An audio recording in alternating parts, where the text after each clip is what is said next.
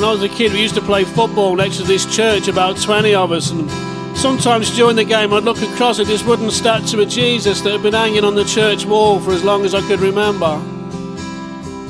He had his head tilted to one side like he wanted a kick, and he looked like he'd much rather be playing footy with us lads than having to die upon the cross for everyone else. Back then I thought my dad was a superhero or something, and he used to come and play football with us sometimes. But he'd usually get overexcited and blast the ball high and wide from 6 yards out, and the ball would sail over the fence and bounce around the graves in the churchyard. And he'd make me go and fetch it, even though he knew I was scared of ghosts. But the games my dad would play were the games that I enjoyed the most.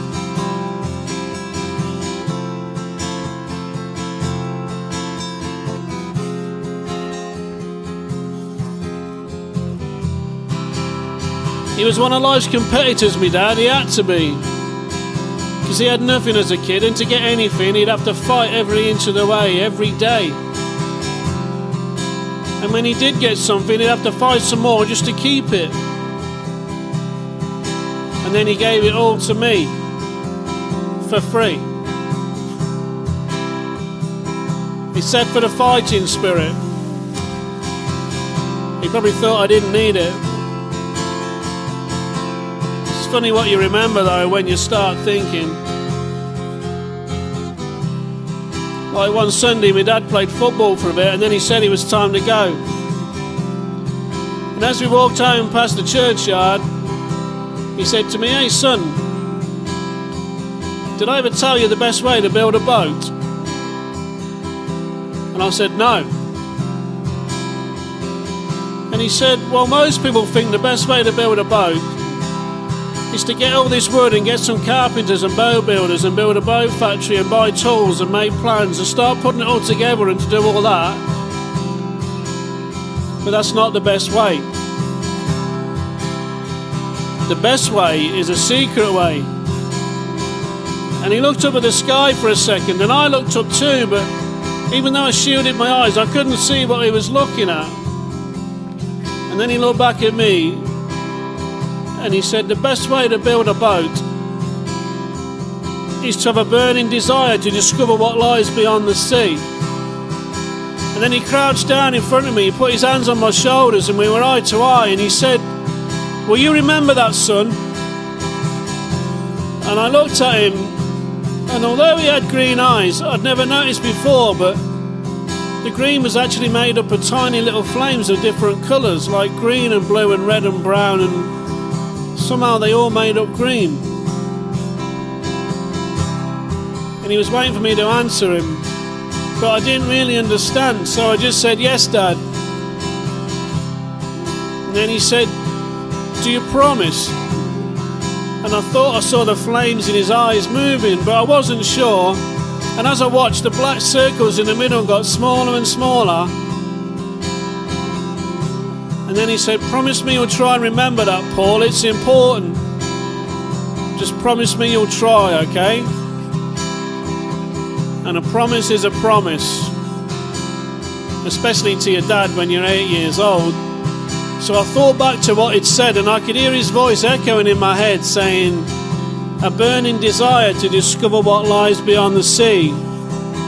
And I repeated those words over and over until I remembered them, and I pictured this little wooden ship going out to sea, and then I put them all away in a safe place where I'd never forget. And I said, "I promise." I crossed my heart, and I hope to die. And he smiled, and the relief washed over me like when my mum had wrapped me in a warm towel after the bathwater had got cold, and I started laughing, and he said, "Good lad, you're a good boy." He said, "Hey, we better get a move on, else we'll be late for dinner. You don't want that, do you?"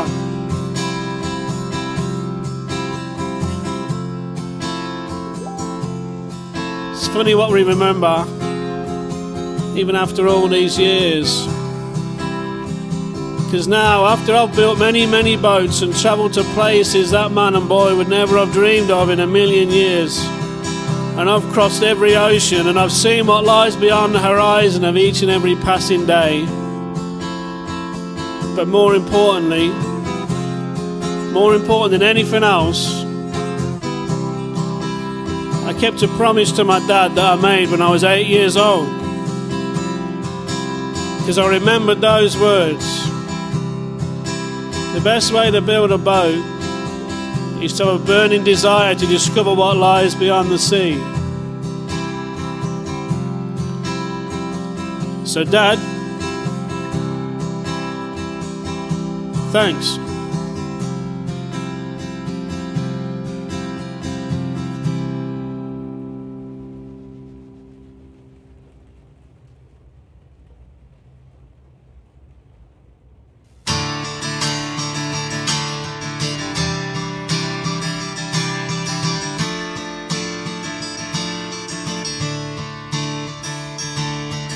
When I left school and got a job on the factory assembly line, I got some money in my pocket and I got a little twinkle in my eye, and coming home on the bus one night, right, I decided to ask out this girl who was always getting off 3 stops before mine.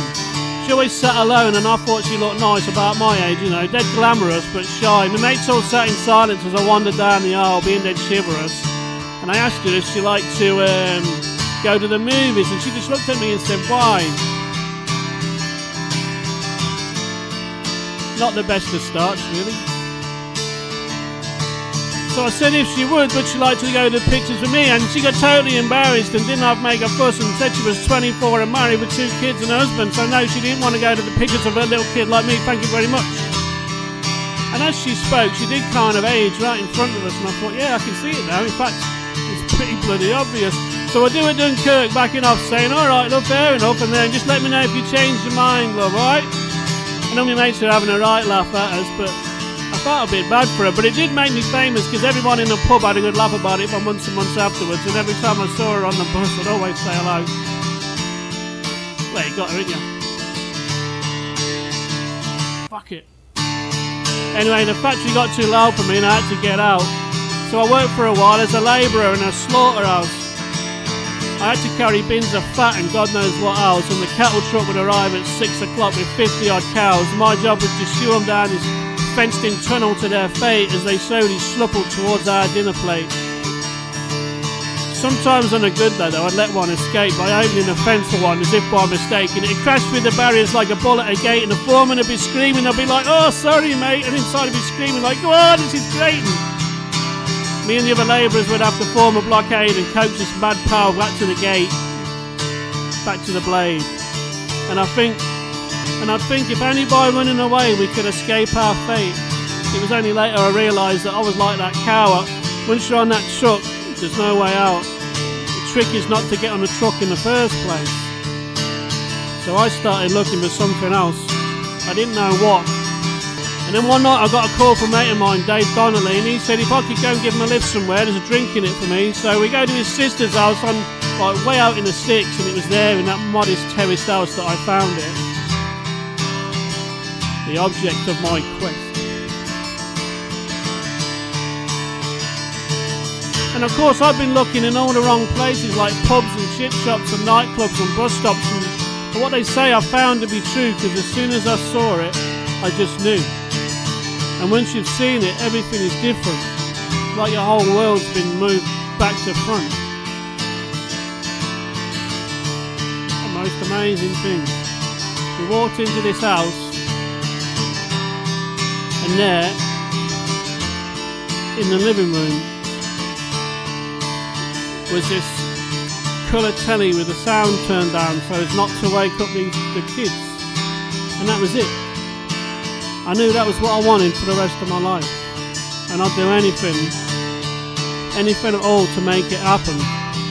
But I couldn't move, and this was like a new world, and I was scared, because one mistake now, it cost me everything. And I'm telling myself, don't blow this one, man, don't screw it up. And I could see her reflection in the TV screen, but I couldn't quite make her out. She's sitting on this sofa, and someone needs to say something, but I'm too scared to even breathe. And then she says, like, there's some tea in the pot if you want one. And I want to say, that's all I've ever wanted. That's all I will ever want. But I wasn't capable of speaking. I was just having trouble standing on my own 2 feet. All I really knew was that I was smiling. I was beaming this huge dumb grin, and then my head started turning and I was going to see this girl for the very first time, and even then I just wanted to close my eyes or cry or die or something, and then I saw her, and oh my God, she smiled. She was smiling. I can still picture that moment to this day. She was smiling and looking at me, and she laughed, and then she said, "I'll take that as a yes then, shall I?"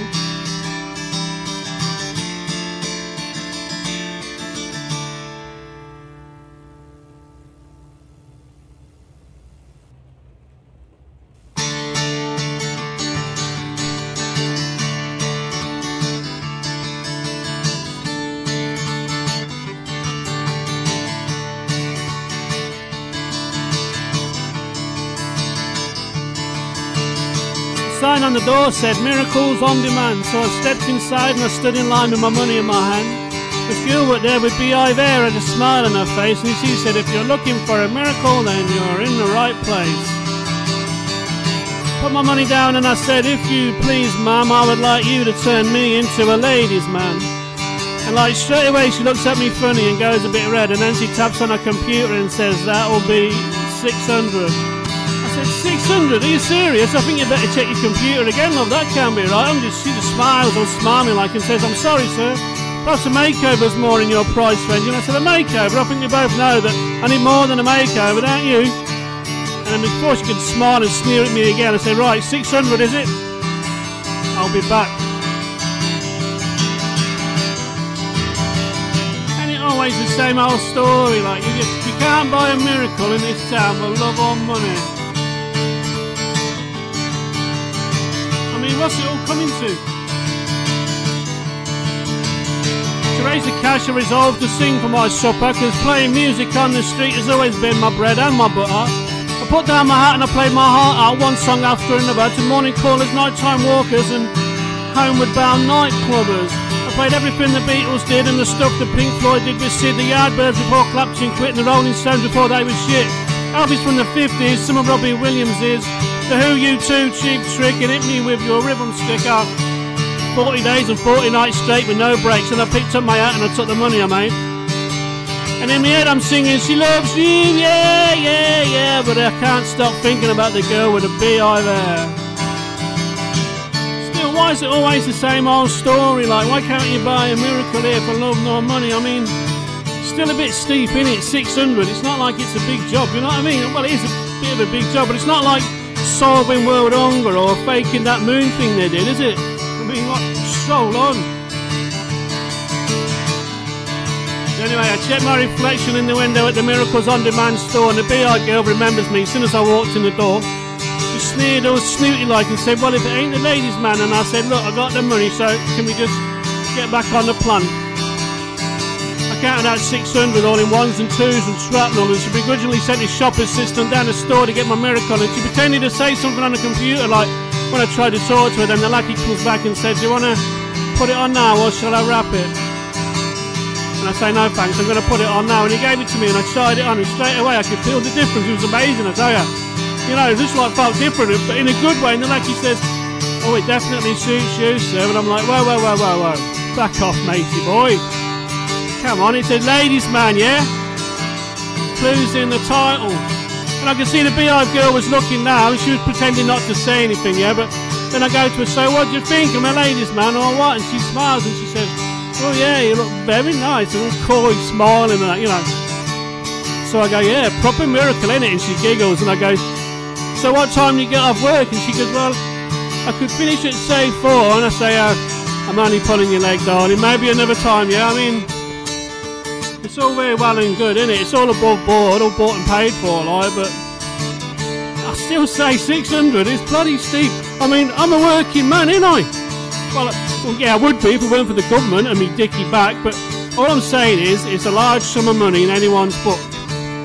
That's why I'm saying it's not to be sneezed at. You with me? I mean, is it too much to ask? I knew this bird once, yeah, all fur coat and no knickers, you know what I mean? My mum was the same, my dad told me, and one time when she was out...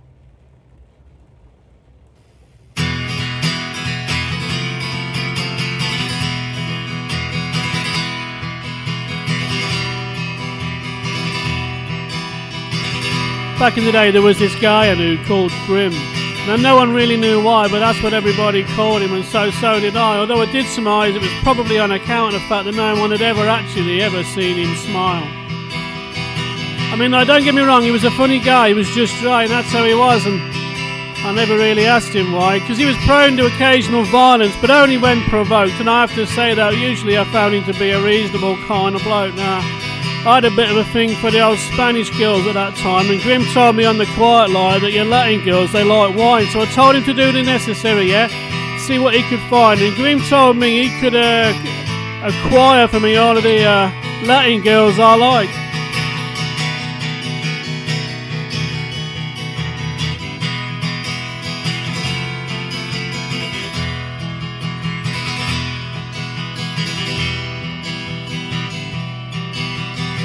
So I got these 2 bottles of Cab Sav, and Grim come around with these 2 girls with him, but one of them was Rita Green, and she went to school with our kid, and I said, hey, come on Grim, what's this? And he said, oh, I've had enough of your lip, and with that he took his girl and all the wine and he split. So that's when just me and Rita, and I said, are you really Spanish? And she said, well, I'm not sure, because my mum once got drunk in Madrid, and she had this way of smiling like, and I have to admit that, yeah, you know, I did kind of fancy her a bit, so I have to thank Grim for making the introduction, because once the introduction started talking and slipped into seduction, I loved her bottle blonde hair framed with mascara massacred eyes, and she had this little spot on her cheek that like disappeared when she smiled.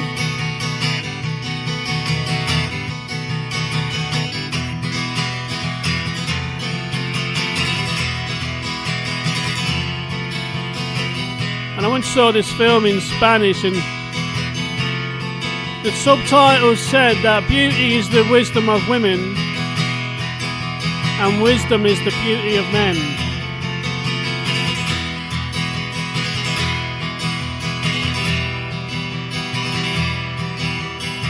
So we took things kind of slow at first, right? Because like it weren't exactly love at first sight, or even love at first bite, or even love on that first night, but I was still there in the morning, come first light, which is good for me, especially on a work night. And then in the end, it weren't exactly the worst night. In fact, all in all, it was probably quite the reverse, like, you know. And we saw a lot of each other over the next fortnight. And when we started seeing each other more and more, right, she still insisted she was Spanish by birthright, and that was close enough for me, because old Rita, she was alright.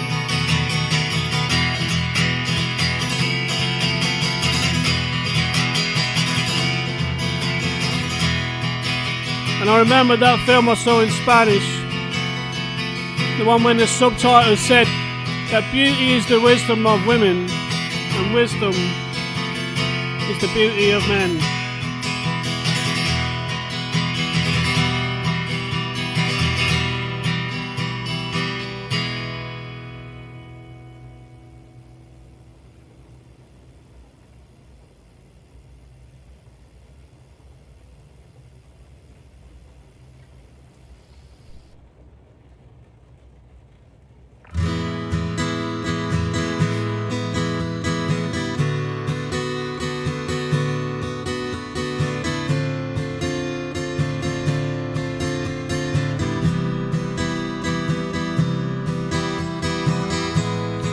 I used to have this mate Gary who was always saying to me things like, if you can't ride 2 horses at once, mate, you shouldn't have joined the circus. And he was an argumentative kind of bloke, and he always in a way that made people like him somehow.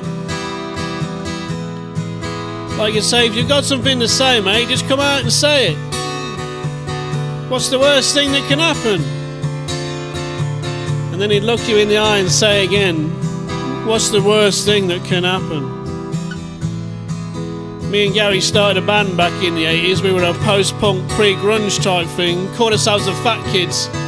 We advertised our gigs with urban guerrilla tactics by plastering the town with these different coloured A4 prints. So late one night, me and Gary drank a bottle of Dutch Courage and hit the streets with our wallpaper paste, our brushes in our buckets, and Gary said, when you're putting up posters like this, you have to remember the trick is to paste both sides of the paper like this. And we covered this one wall with about 5 or 6 posters when we see this black cat, and he just sits and watches. Gary laughs and he says, see, we're already getting noticed. And we both get the giggles and we're both taking the piss. And then from behind us we hear this, "Oi, what's all this?" And we turn around and see these two police. And I can't help laughing, but my heart sinks because I've got previous, so I really do not need this. And Gary says, "Oh no, Gilby, it's the poster Nazis. Nice police work, boys. You'll be promoted to detectives for this." So it goes without saying, the both of us got nicked and guilty as charged, Your Honour, each fined 40 quid. But the funny thing was, someone cancelled that gig. I can't remember why, but probably because of something that Gary did. And so the course of musical history carried on undaunted. Another thing Gary used to say was that things were something-esque, not something-ish. Like something was David Bowie-esque, not David Bowie-ish. And that did get on me tits, to be honest. And we did play a few good gigs, right? And Gary, the singer, he loved his moment in the spotlight.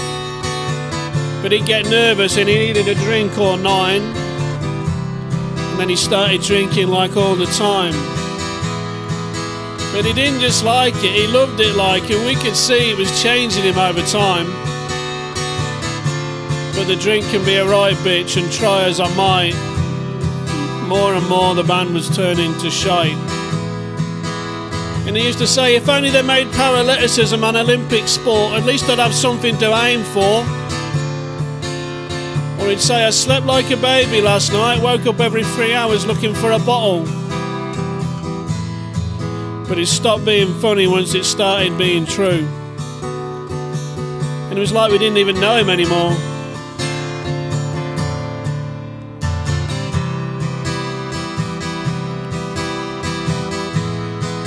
And then the band broke up one night after an argument over his drinking turned into a fight. And punches were thrown, and some of them were mine.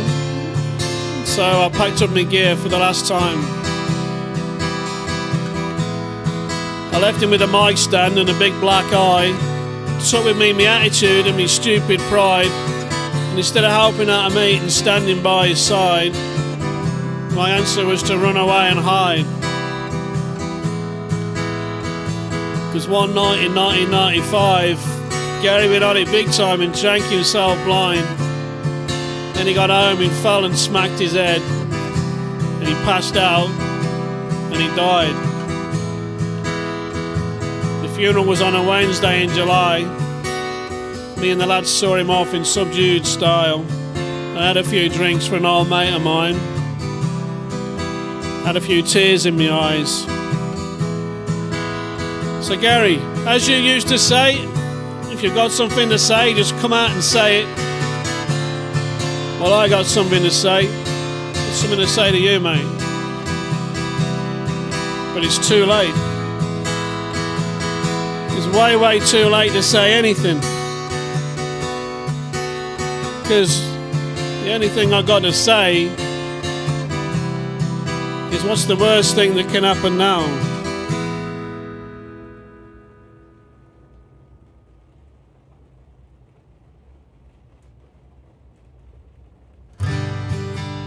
My mama was a circus fortune teller when she found herself expecting unexpectedly with me. My father was Magnifico, the amazing magician, but before I was born he disappeared. I grew up with a family of carnival folk. I saw the world before I was 10 years old. And as soon as I was walking, I was up on that tightrope, on a unicycle with a blindfold. And my mother used to say to me, just remember, son, there's 55 fools dying every day, but there's another one born every minute. We're never gonna be short of fools in the world, so be sure to know who the fool is. 'Cause if you look around and you can't spot the fool, the fool's probably you. One hot summer night, the guy that runs the roller coaster, he went right off the rails. And That was when I first saw the sword swallower's daughter. She was lying on her bed of nails. For our first date we went to the Carnival Museum. The Siamese twins said we made a lovely couple. But the bearded lady whispered words of warning in my ear, that Bob the juggler was jealous and gonna cause me trouble. I said, don't you worry, Miss Marie. My mama always told me there's 55 fools die every day, but there's another one born every minute. So we're never gonna be short of fools in the world. Just be sure to know who the fool is. Just take a good look around, and if you can't spot the fool's probably you. I was on my way to our second date when the world's strongest man had a bit too much to drink. And me and these clowns carried him back to his trailer. You know, he's a lot heavier than you'd think. And the clowns found these 2 bottles of whiskey.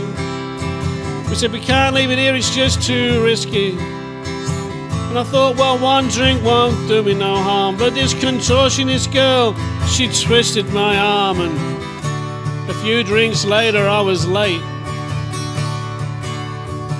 for my next date.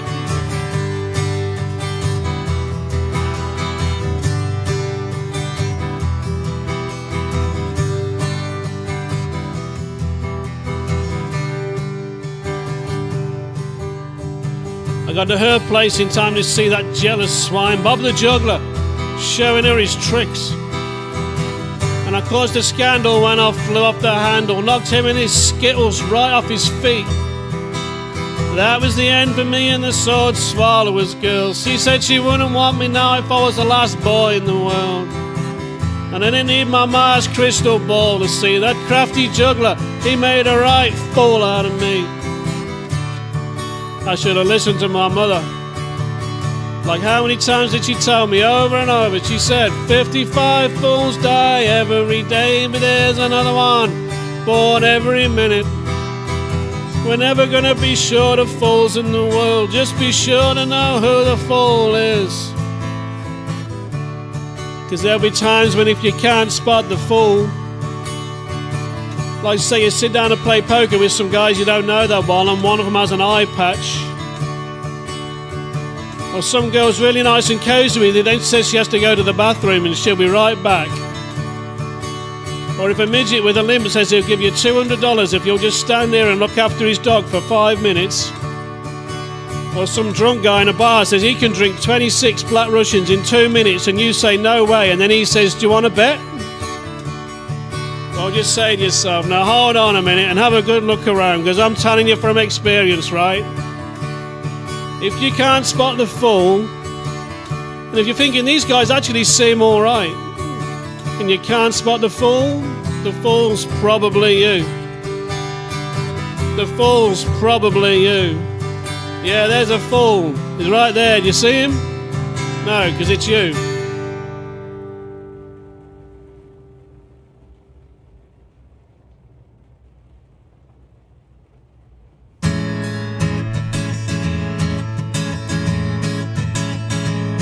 The first time I ever saw her, she fascinated and frightened me. It was Christmas Eve night, and she was going eye to eye with this ultimate fighter type of guy. She would have been about 18 at the time, but I made it a rule, never try and guess a woman's age. I had another rule, but I broke it big time.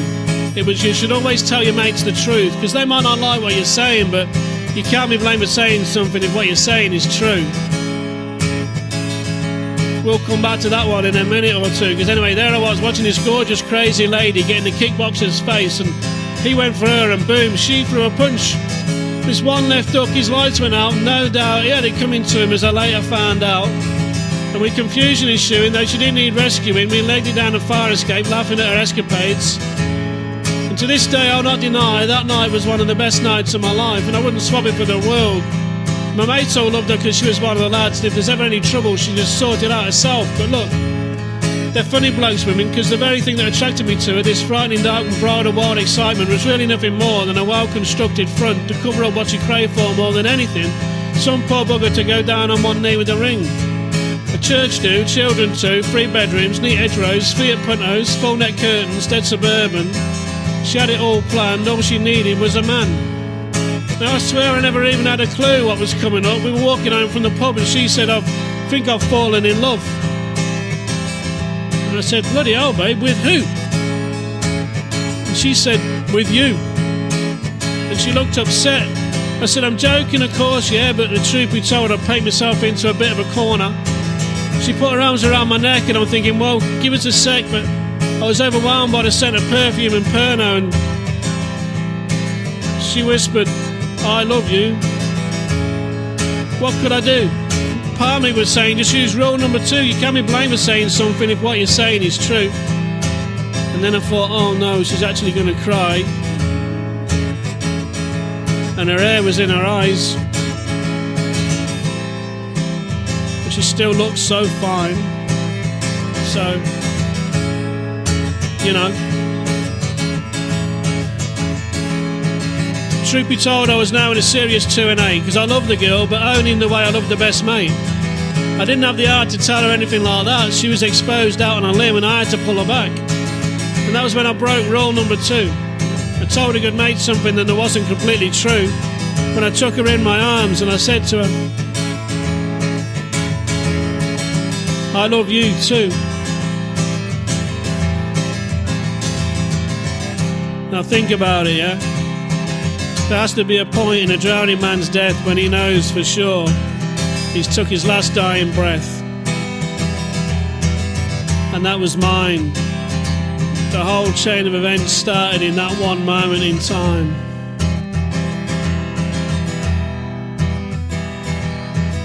See, I'd already told a few of my mates as much that we weren't really an item as such, we were all just mates and it was pretty casual. We'd even agreed that we could see other people, you know. Like, yeah, no biggie, we just live together and do our own thing. And I couldn't tell my mates not to say what I'd said. I mean, I had to keep some level of self-respect. Meanwhile, she's gone from like Rizzo in Greece to some psychotic bunny ball in Mary Poppins piece. And all the time the clock's going tick, tick, tick, tick, tick, tick, tick, tick, and I'm bricking it. And I was just going along with it really, because I remember all too clearly how she kicked the living bejesus out of that fighter guy at Christmas.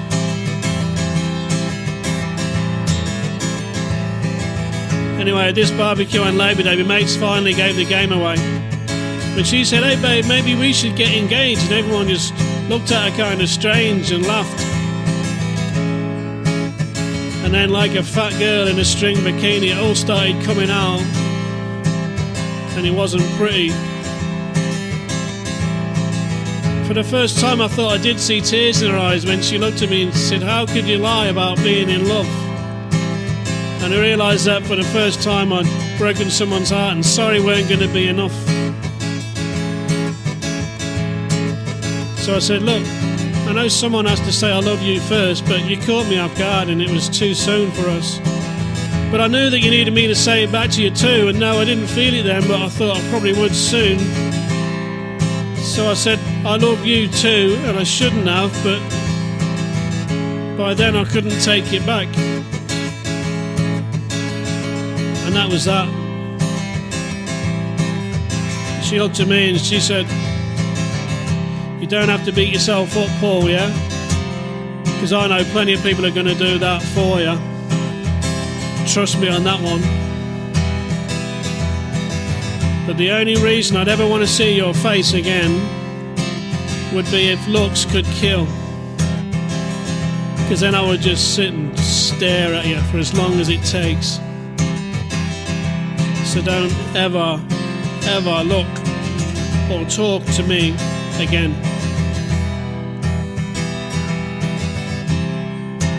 And then she left. Love lost on Labour Day.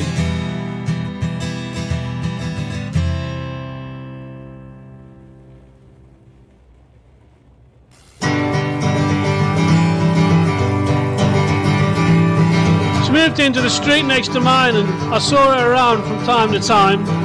She was duly noted and well on my radar, but I didn't get to speak to her till I met her at this party, and as soon as we started talking, it was like we knew each other.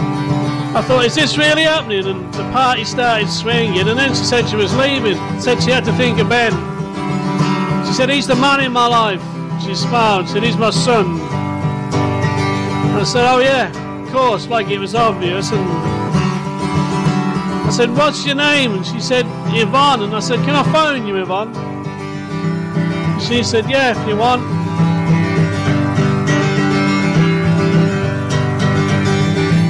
I said I was going to phone her, but she didn't have a number. Luckily for me, she was the party's only Yvonne.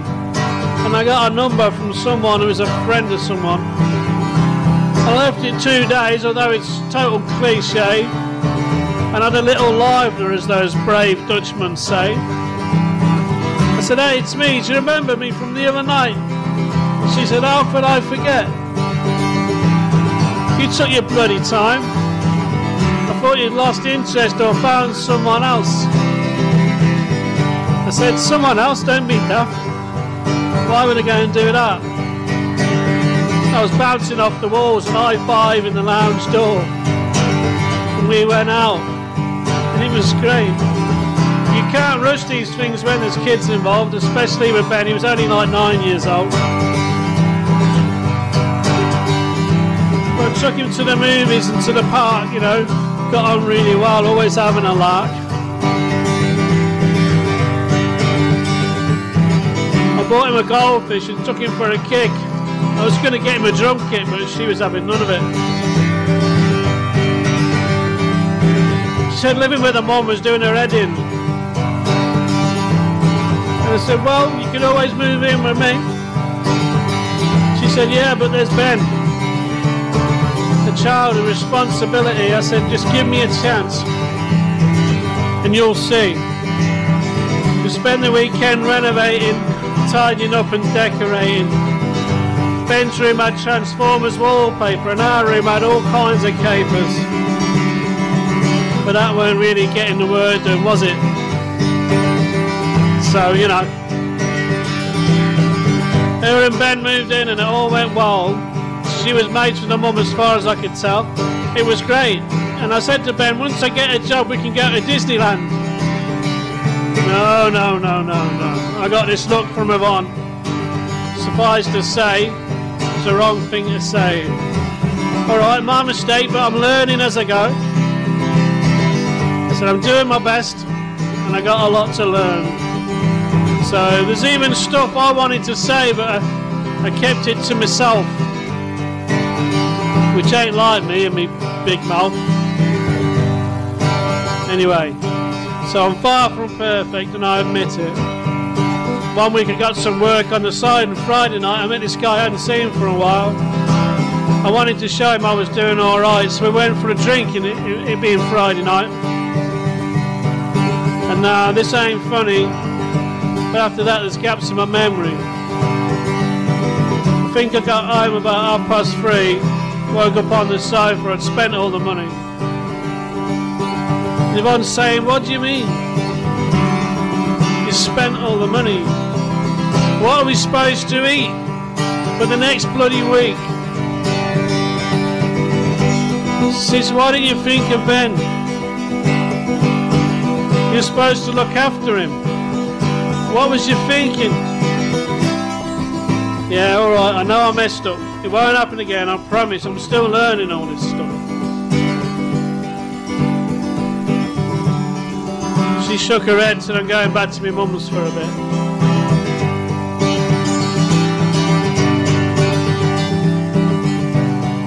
She said, after thinking Ben, I said, I know, you're right, that's why we should. And she interrupted me dead sharp and she said, the thing is, I have to put him first. The penny still hadn't dropped for me. It was like, what I thought we'd do is, and she said, no, don't. And I could picture her on the phone, tears in her eyes. And I said her name and she sobbed. And I said, why are you crying? It's me who's dying. Why can't we work it out, the three of us, like it was? She said, I have to think of Ben. man like a bullet from a gun, she said. He's my son.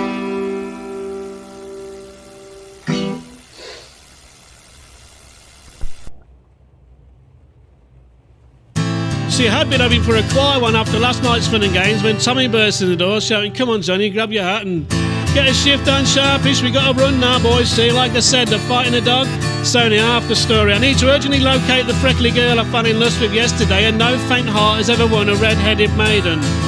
So guess what, it's off we trot, and I got all hot and bothered, and oh no, not a care in the world, except for how in the most hospitable part of town are we ever going to find this red-headed girl? But it has to be said in Tommy's defence that these are the kind of guys who are dumb enough to try and change the whole world. You know the type? Well, they're the kind of guys, they always get the girl. So we end up at this party with a floozy and a jacuzzi, and Tommy makes a beeline for the girl in the bubbles, and I'm like an observer amid this fervour. I'm not looking for no trouble. From a cast of thousands, I'm getting the evils from this one guy with a face like a basting shit can. He's a real sight for sore eyes.